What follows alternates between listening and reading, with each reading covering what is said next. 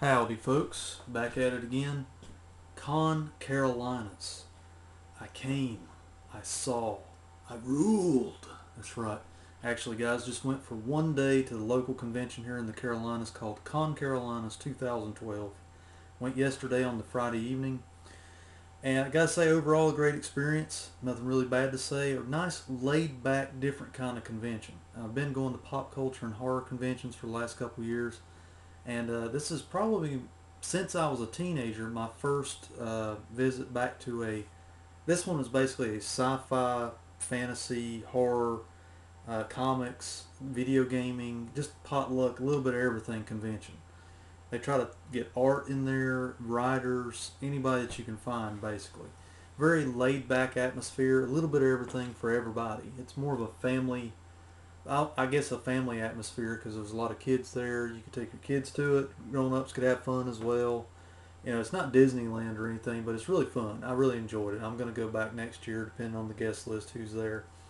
Um, got a little haul of goodies. I'll show you those here in a little bit. First, customary recap. Let's go over the experience overall. As I said, a great time.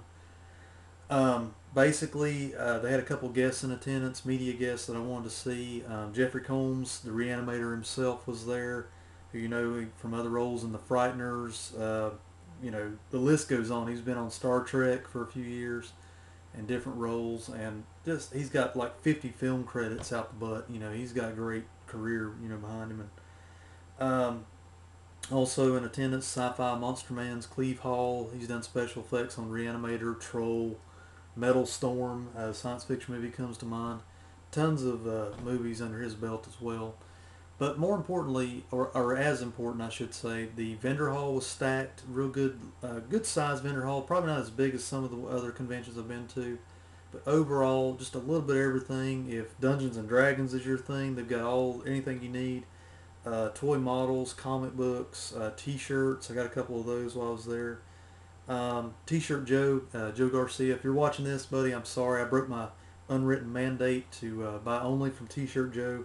Sorry, guy. If you were there, I'd been bought for you, but I saw a couple T-shirts, so I grabbed them while I was there. Don't worry, T-shirt Joe. This is your little side plug. FastCustomShirts.com. I will buy from you next con when you're there in attendance. But I went to see those. We had T-shirt vendors, video gaming rooms if you want to enter video gaming tournaments, stuff like that. The Ghostbusters guys were there, ghostbusting, and also ghost hunting with some local paranormal people there doing their thing, their spiel, telling you all about what they do, hunting ghosts. Yeah, it's a big business now. Basically, I'll go over my personal experiences. Got there a little early, registered, didn't take too long to register.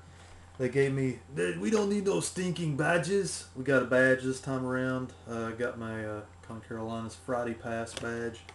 Had to wear this at all times, so they said anyway. Except as I was leaving, I found that the dealer hall was open to the public, and that's where the guests were. So I probably didn't even have to register. But if I didn't register, you don't get this nifty plastic bag. That's right. They give you a plastic bag, and also probably this thing's stacked. It's probably about a 40-page ConCarolinas program booklet. Tells you who's everybody there, and what their credits are, where to find things, what the schedule is, all the ads, all that kind of stuff. You've seen these before. Not a big deal there. But got registered, walked through the vendor hall, did a few laps through there. I only stayed about a total of about 3 hours this trip, but I got a lot done in 3 hours. Like I said, no long lines. Friday nights are usually the slower night of a weekend convention. Saturdays, I've got to where, man, unless I'm going to stay overnight or something, I'm not going to try and do Saturdays. I'm going to do Fridays from now on if they're local conventions. But as I said, the crowds weren't bad. I didn't get to see the guests until I was getting about ready to leave. I went and done the vendor hall, got a couple T-shirts, hit the vendors there. Let me tell you about my experiences with Jeffrey Combs, the reanimator himself. Other roles, as I said before, Frighteners and Star Trek. Very, very nice individual. Jeffrey Combs is nothing like the zany characters he plays in those films and TV shows that he's been in. He's very down to earth, very mellow fellow, just very nice guy to meet. I mean, it feels like he's one of those guys. It's kind of weird. You talk to him for 10 minutes, you feel like you've known him for your whole life. It's that strange. I don't know. It's just, but very nice guy.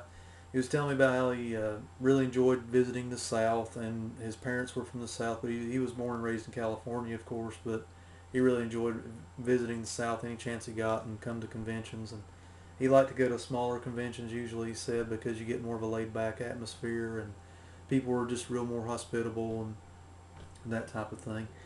Um, Basically, he was telling me about the Reanimator posters, the different styles, how they went with one to start, and then they had to change styles because of distribution, and little knick-knack stories about that. And I told him that I was a big fan of his supporting role in the movie Fortress, another Stuart Gordon movie, a futuristic prison movie. He was telling me about a funny story about. He said folks like myself remember his roles in movies, and we remember the movie itself, the snapshot in history. He remembers the 13 weeks underground. And he said basically it was all shot in Australia on the coast. When he got there, he basically got off the plane, met the producers and everybody, and he said, "Oh man, 13 weeks at the coast," and was real happy. And they all said, "Yeah, 13 weeks at the coast, prison movie, underground. Don't worry about getting a tan because you're going to lose your tan."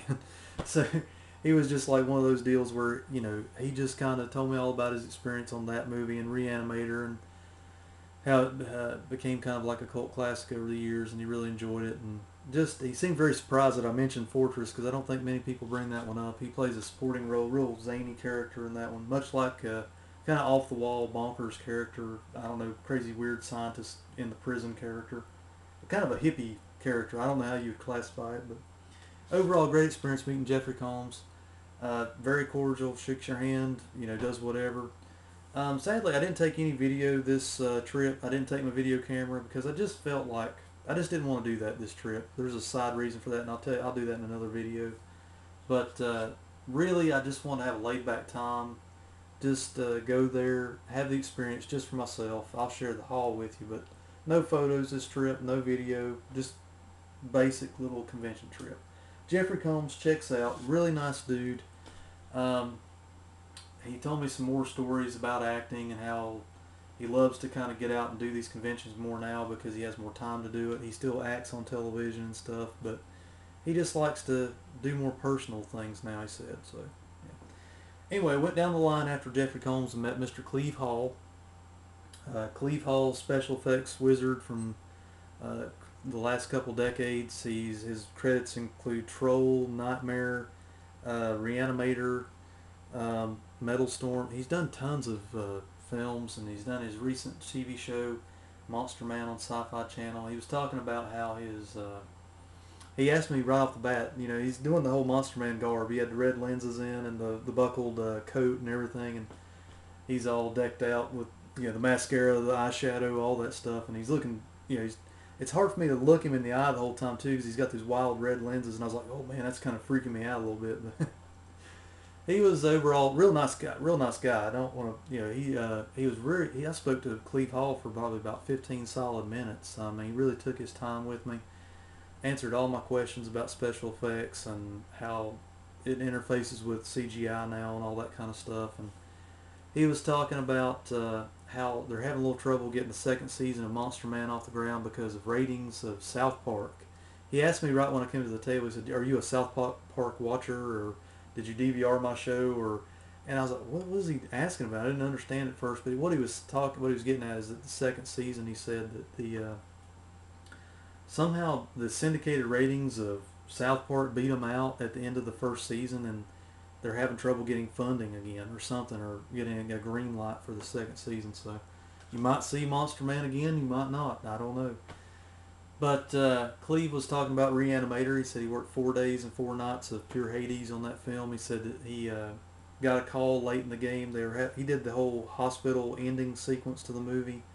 Him and a team of a handful of guys, and basically got called in guerrilla format. Just said, hey, we need you to fix we need these big bombastic effects at the end of the movie. And he said they didn't get any sleep for 4 days, 4 nights, and they basically just kind of just jumped in there, done the effects.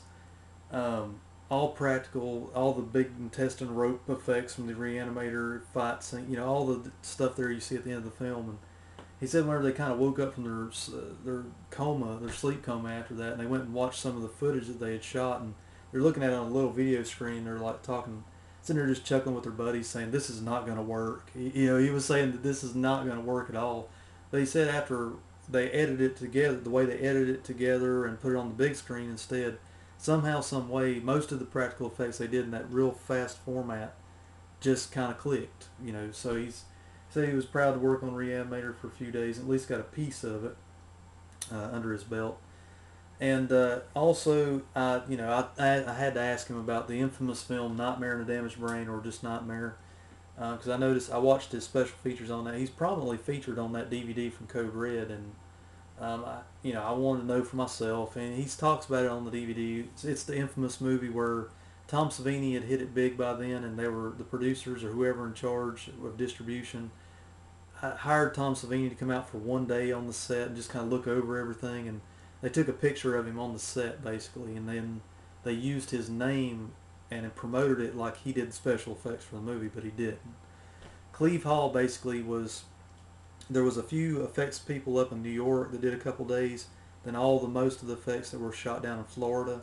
Cleve Hall and a team of experts that he kind of gathered came in and did all the special effects basically for the film. So it really is Cleve Hall's special effects in the film, not Tom Savini's. So I kind of got the rundown on that. But also while I was there, I wanted to ask about one of his first credits, this sci-fi film called Metal Storm, The Destruction of Jared Sin. I wanted to know to what extent on this sci-fi film he worked and what he did basically. And he was telling me about how it was one of the most fun first efforts he had on a film. He did most of the Cyclops mutants, the big scar tissue stuff they had to put over their faces, and Richard Mall, the guy from Night Court, Bull. He offered a funny story about that. He said how he had to shave his head for the movie for the look of the Cyclops guys. They all wanted shaved heads, and then they attached an adhesive ponytail to the back of their head. And he said that Richard Mall was always gripey about having to do that and everything. But then, like 2 weeks after they closed filming on the movie Metal Storm, they put it out the movies. Richard got a call back, and they wanted him for Night Court, but they wanted him bald for that because they liked the look of his baldness, I guess, in the interview or the reading. So basically, he got a real good jump start on his career on Night Court because he was bald, and it was because of this film. So anyway, that's the stuff you learn, guys. I mean, that's why I enjoy going to these conventions so much, is because you can't learn that unless you just specifically see an interview by chance on a DVD or on the line or just somewhere. These are the little tidbit stories that you just can't learn anywhere. You have to go meet these people and talk to them and interact with them. That's what I love about going to these conventions so much. But that was basically Cleve Hall. He was talking all about that. Real nice guy. Shakes hands, talks to you, answers all your questions, takes his time with you.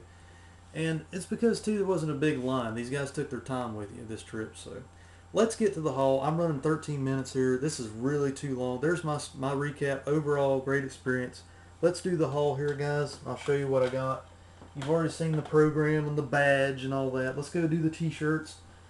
I got a couple of these crossover t-shirts where they take two ideas and they morph them into one.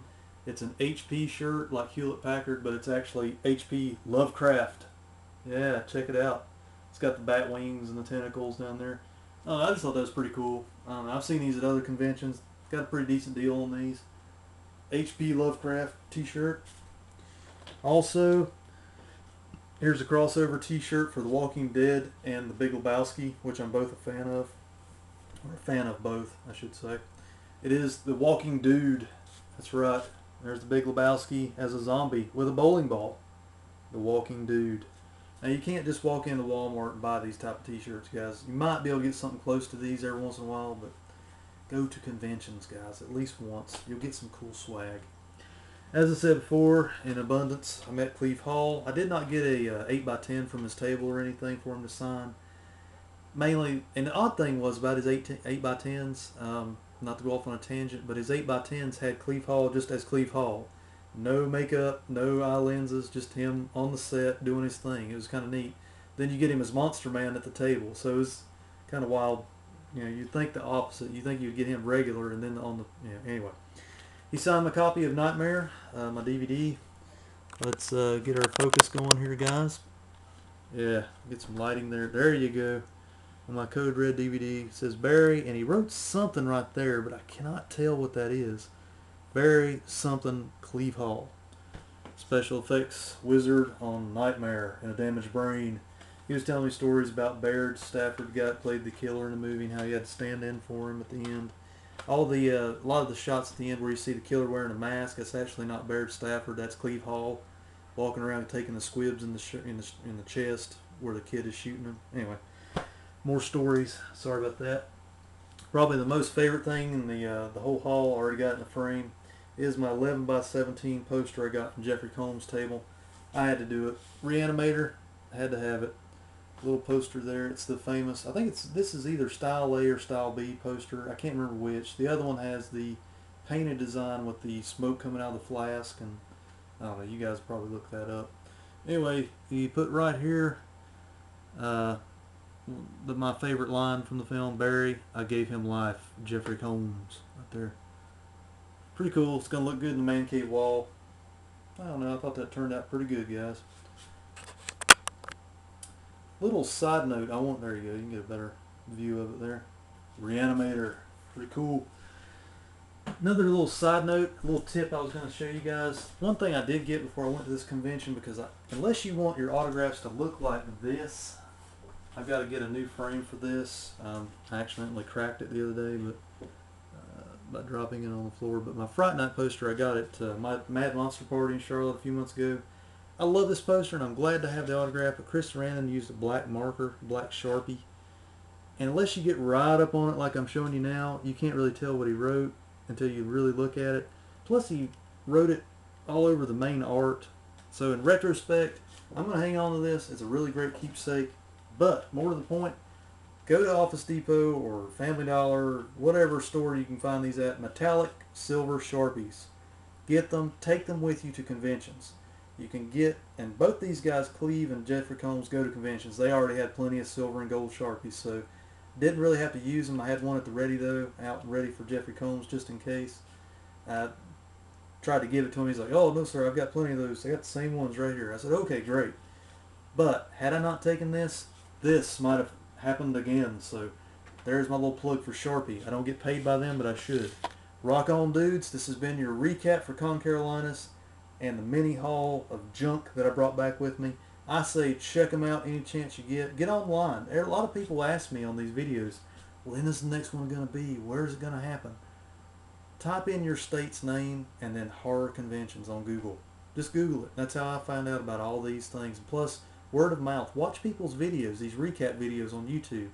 Type in Scarefest recap video. Just see what you can find, and then you'll find out where the websites are, and all the dates involved, the guest lists, prices, all that stuff. Take care, dudes. I'll catch you next time. Rock on. Bye.